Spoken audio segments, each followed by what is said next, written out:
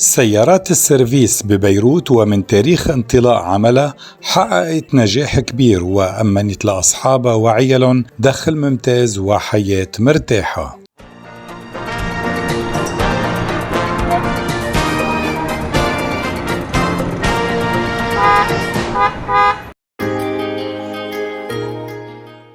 عرفت بيروت خدمة الانتقال بالسيارة العمومية من زمان، وكان السبب عدم توفر الإمكانات المالية عند كل الناس ليشتروا سيارات خاصة.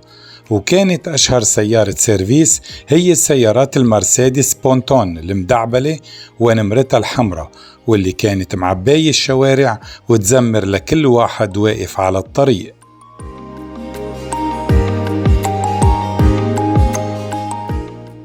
سيارة السيرفيس كانت تجمع عدة ركاب بنقلة وحدة، وهيدي خدمة تقريبا ما في مثلها بأغلب دول العالم، وكانت تسعيرتها مقبولة وتتراوح بين 15 قرش وربع ليرة. كانت شغلة سواق التاكسي ببيروت مهنة بتشرف وبيفتخر فيها أصحابها، وكان الناس مطمئنين لأخلاق السواقين وأماناتهم، واللي كانوا أغلبهم بالبداية من أهل بيروت، وكانوا وحدهم بيشتغلوا بهالمهنة ويعرفوا الطرقات والشوارع، وكمان بيعرفوا قسم كبير من الركاب وبيوتهم. ومع النزوح اللي صار لبيروت وازدياد عدد الغرباء فيها تغيرت الأوضاع، وصارت هالمهنة مفتوحة للكل من دون أي ضوابط تحمي أهل المدينة ومصالحهم وأشغالهم. كانوا أغلب السواقين يهتموا بسياراتهم كتير ويخلوها نظيفة ومرتبة وعم تلمع، ويتنافسوا بين بعض على مين سيارته مميزة وملفتة للنظر أكتر. وكانوا يهتموا كمان بالمنظر الداخلي للسيارات ويزينوها ويحطوا صور أولادهم أو بطاقات كارت بوستال لمناظر طبيعية من لبنان. كانوا يحطوا كمان ملصقات مكتوب عليها عبارات مثل لطفاً أغلق الباب بهدوء، يا رضا الله ورضا الوالدين، ممنوع التدخين. وكمان من العبارات المشهورة من راقب الناس ما تهمن، وكمان يا ناظر لي نظرة حسد أشكيك لواحد أحد.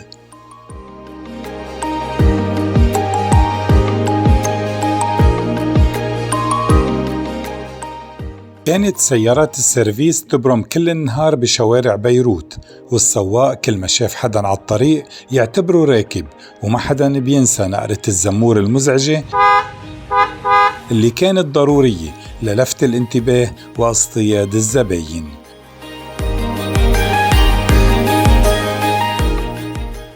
طول النهار وقسم من الليل ناس بتركب بالسيرفيس وناس بتنزل منها، وكانوا يقعدوا 3 ورا و2 جنب السواق، ومسكة الفيتاس ما كانت تزعج حدا لأنها كانت موجودة حد الديركسيون ومش بأرضية السيارة. مواقف السيرفيس كانت موجودة بكل المناطق وخاصة بوسط بيروت، وكانت السيارة ما بتمشي لتعبي 5 ركاب، وكان في خطوط معينة لهالسيارات بتغطي معظم أحياء بيروت وشوارعها، وبتروح إلها وبترجع منها وبتخدم الناس بأمان وسعر مقبول.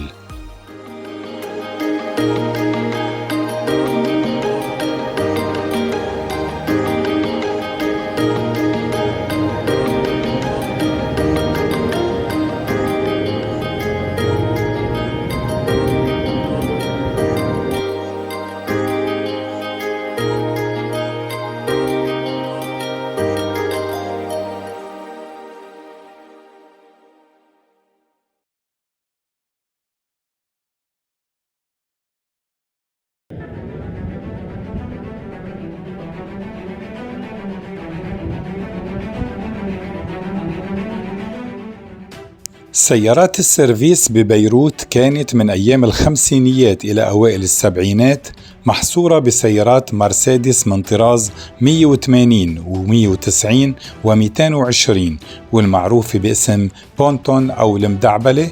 وبيقولوا أن السبب لهالشهرة والانتشار هو شركة توفيق غرغور وكيلة المرسيدس بلبنان، اللي خفضت سعر هالنوع من السيارات اللي كانت واسعة ومريحة وبتتمتع بقدرة عالية على التحمل. وقدمت الشركة تسهيلات كبيرة بالدفع للسواقين وشركات النقل. أما الموديلات الجديدة اللي طلعت بعدين من طراز 200 و280 فصارت مشهورة كسيارات تاكسي خصوصي، يعني بيجي لعندك على الطلب أو بتروح فيه لحالك من دون أي ركاب تانيين.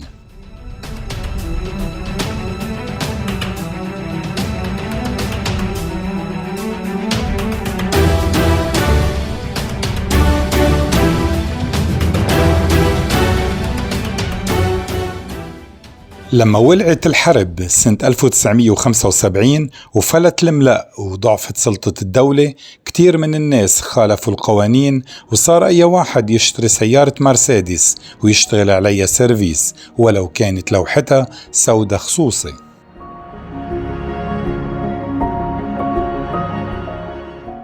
بلشت شركة مرسيدس سنة 1953 بإنتاج سيارات بونتون بتصميم وشكل جديد، ومع الوقت أنتجت عدة موديلات من 180 و190 و220، واختلفت أنواع المحركات بين بنزين وديزل 4 أو 6 سيلندر، وكمان الطول وأشكال الأضوية والدفاعات والواجهة كمان، ولكن المظهر العام بقي تقريبا نفسه وما تغير كتير.